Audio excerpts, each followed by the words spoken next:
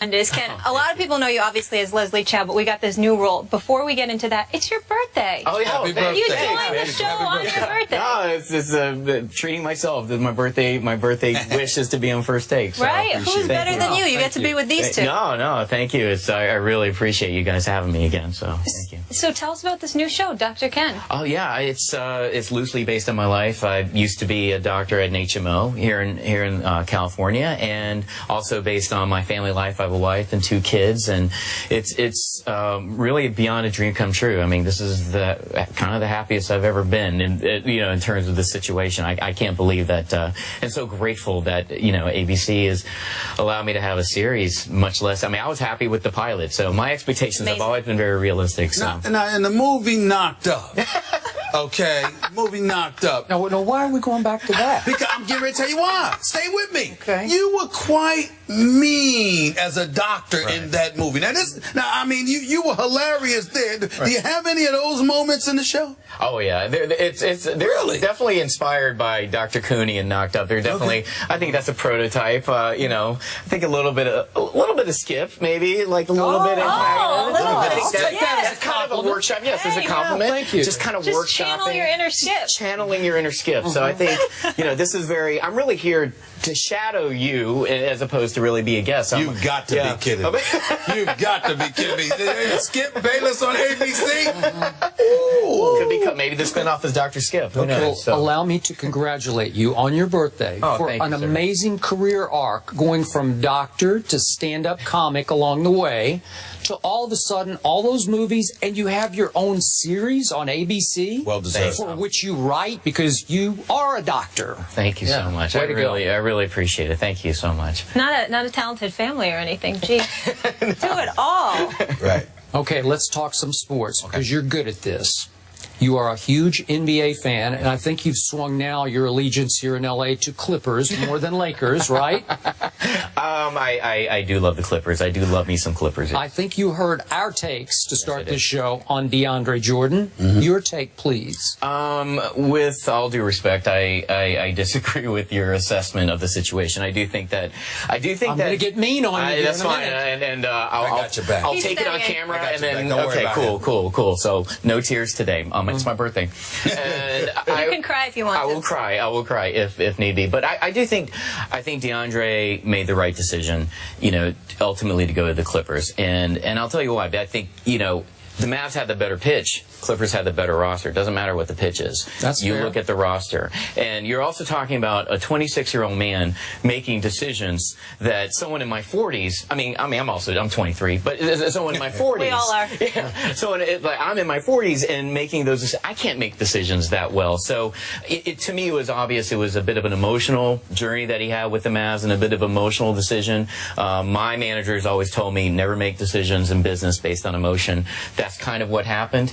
But you had the moratorium, completely legal, and he changed his mind and he went to the Clippers. Yes, he's gonna take a hit in popularity. He's gonna take a hit with some street cred. But at the end of the day, as ugly as this journey was, he made the right basketball decision. I don't think there's any question that he made the right basketball decision, but I'm wondering, you're 26 years old. It's not like you're a boy. You can pick up the phone and call the owner and tell him after you agreed to take his money that you changed his mind, right? What if his people said, or maybe his agent said, don't call anybody? That's common in business.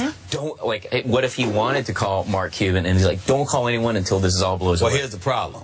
The agent in question is a guy by the name of Dan Fagan, who's considered to be very, very tight with Mark Cuban. And when DeAndre Jordan was in his house and he had changed his mind, his agent his agent couldn't even get in the house. So clearly the agent he wasn't listening to his agent, because if he was listening to his agent, chances are he would not only call Mark Cuban, but probably would have taken the deal after agreeing to take the deal, because DeAndre changing his mind not only makes him look bad, it makes his agent look bad.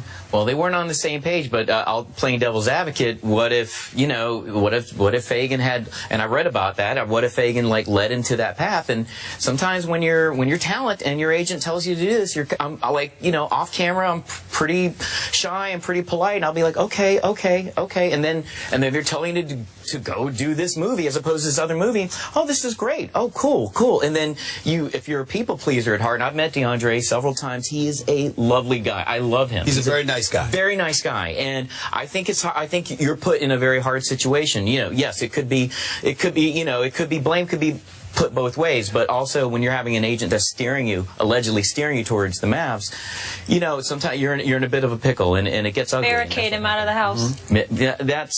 Look, it was an ugly situation. At the end of the day, I think he made the right basketball decision. When the Clippers, when they're winning, it's going to be, people forget.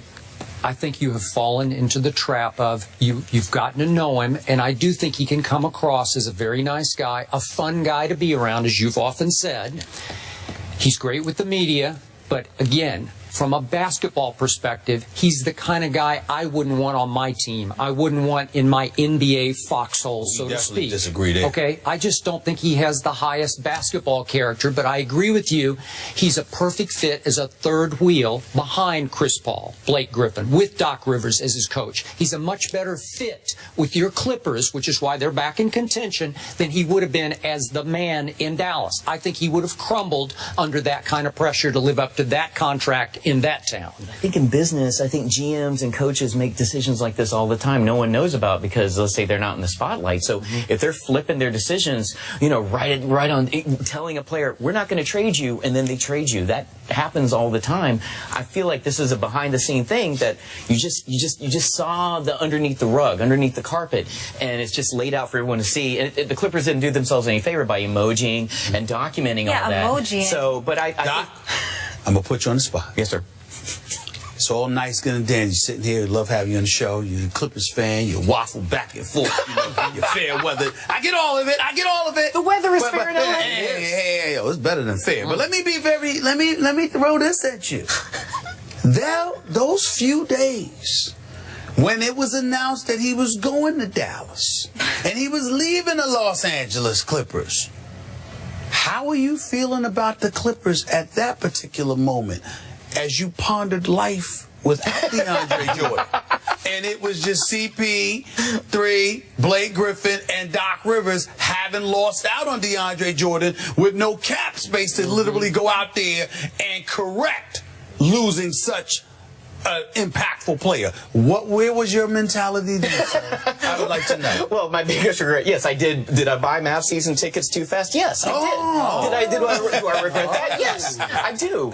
But having said that, neither team had a plan B, in my opinion. If they didn't get DeAndre, they didn't know where they're going to go. The Clippers, they didn't know where they were going to go. So it's one of those things. It's a shame someone had to lose out on that because neither team, in my opinion, had a plan B. So yes, the Clippers would have been, dealt a major blow. And I was thinking, I was in the writer's room and Dr. Kim, when one of the writers told me, they saying like, DeAndre went to the Mavs. I'm like, what? You wrote him out of the show right then? You were like, he's out. No cameo for him. No cameo for him. Maybe I'll call Cuban and maybe to have him invite me to a cameo. There you go. But no, I think that, look, it's ugly right now, but winning will cure all ills, and it will, and the Clippers are now back in contention, and at least to the Western Conference Finals.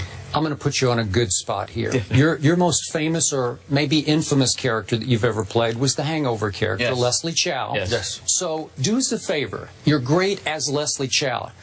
Assume character here. Go into character. Okay. And try to coach LeBron and company, if you would. How would you coach them as Leslie Chow? Okay, like in the finals, like the NBA finals. Yeah. Like, LeBron, you're doing too many ISOs. Too many ISOs, stupid. Trust Black. Even though he's funny, it's funny because he's black. So now we will have to rebuild, but be smart. Be smart. Like it. Don't hire Tristan for $90 million. No, you could get him for much cheaper. Much cheaper. And he's fat. I didn't say that. That was Chow. That was Chow. Yeah, it was Chow because you're telling them to trust Black. Trust Black. Okay. That's what Chow's saying. Ken Jeong is not necessarily saying that. Here we go. But I'm also saying not to trust Chow. I'm fair weather, as you know. This is L.A. That's right. We just want to be loved. How y'all feeling about? How you feeling about? I'm sorry. Go ahead. That's all right. I got one last area here. Yes, sir. You're a Duke undergrad. You went to UNC, obviously, med school. But the shock of the night, the first shock anyway, on draft night, was Jahlil Okafor of your Duke University did not go to the Lakers. Should have went. He should have went to the agree. Lakers. I mean, I think he's the new big fundamental. I mean, I think Towns is amazing. He's a genius, and he deserves to go first. But you don't pass up on Okafor. He did well. But 76ers played the Lakers in the summer league over the weekend. Jahlil did very well. I mean, Russell is great, and I think he is so talented. Is it a Duke thing? Is it? I think there is a stat where like Duke teams that have won championships, their top players have been number 3 in the draft. And it's almost like, there's almost like a stigma sometimes when, and this happened to Dean Smith in Carolina back in the day, when the top players of their programs, they would get drafted, they would assume that they're drafted high, or they're assuming that they're superstars because of the system. But I don't think that. I mean, Okafor, he was just a freshman. He is a superstar, and the Lakers should have taken him. I so agree, and I think you agree. Of course I do. Listen, here's why no one had a problem with D'Angelo Russell being taken number 2 overall. You assumed that the Lakers had a deal in place for a big man if they were going to take the point guard number 2.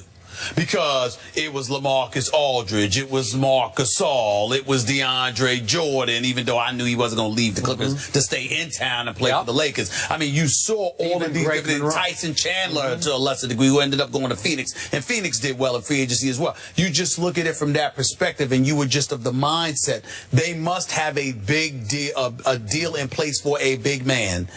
And when that didn't reach fruition in free agency, now you're looking at D'Angelo Russell, even though they rave about him, point guard, they say 3 steps ahead of everybody. He sees the floor exceptionally well. He's going to be special. But you do find yourself looking at them and said, you passed up on a dude that's going to give you 20 and 10 a night. By the way, he might be 3 mental steps, but not 3 physical steps ahead of everybody. Right. I don't think he's an explosive athlete. Well, they talk about him as a point guard. They say they say he passes it to where you should be, not to you. They say he knows what he's doing, and he's just a quintessential floor general. They say he's going to be special. We'll see, but you don't teach the size and offensive ability that Jahlil Okafor has, and they passed up on him. I don't understand that. 7 turnovers over the weekend, Russell had. He did. Good stat. This guy knows his sports. He's researched too. Thank you so much for joining us. Dr. Ken on ABC. Yes or no? Clippers get out of the second round? Oh, yeah. Clippers get out of the second round. That's emotion talking. All right. They do. Happy birthday. Hope you have a great rest of the day. All right. Moving on. We move from the association to the NFL. More serious subject here. Greg Hardy got his suspension reduced from 10 to 4 games, but the fight may not be over. The guys will react to that after the break. Keep it locked.